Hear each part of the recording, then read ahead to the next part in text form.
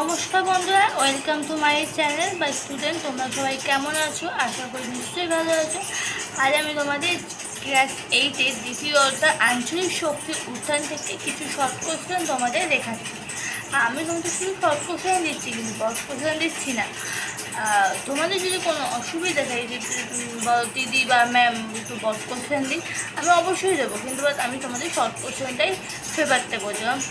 এখন প্রচুর short question আছে এবং বা কম্পিউটার এক্সামে আরও প্রচুর শর্ট কোশ্চেন, তোমাদের খুঁটি শর্ট কোশ্চেনগুলো দিয়ে দিচ্ছি। চলো স্টুডেন্ট, শুরু করছি আজকে কোশ্চেন।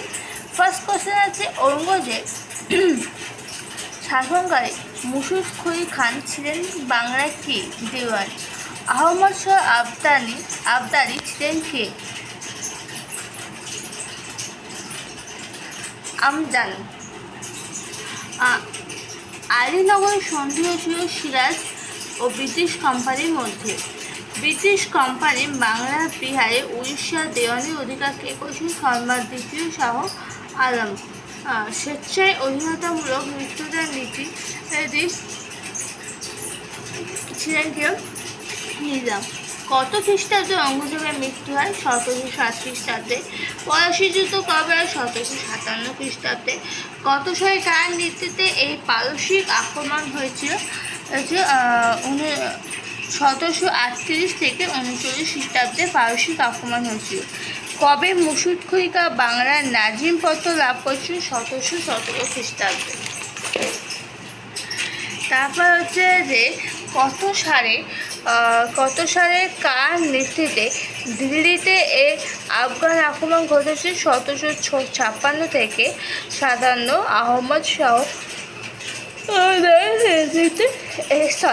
আবদারের নেতৃত্বে দিল্লি আফগান আক্রমণ ঘটে। কবে আলিবর্দী খাঁ মারা যায়? 1756 খ্রিস্টাব্দে আলিবর্দী খাঁ মারা যায়। হায়দ্রাবাদের রাজ্যের প্রতিষ্ঠা করেন কে? মীর কামাল উদ্দিন খান ছিলেন হায়দ্রাবাদের রাজ্যের প্রতিষ্ঠা। হায়দ্রাবাদে কবে থেকে নিজাম শাসন আছে? 1734 খ্রিস্টাব্দে। স্টুডেন্ট, আজকে এখানে আমি এইটুকুই করলাম দ্বিতীয় অধ্যায়টা। আবার নেক্সট ভিডিওতে তোমাদের বাকিটা দিয়ে দেবো। ওকে, ভিডিওটা ভালো লাগলে লাইক, শেয়ার, সাবস্ক্রাইব করে দিও।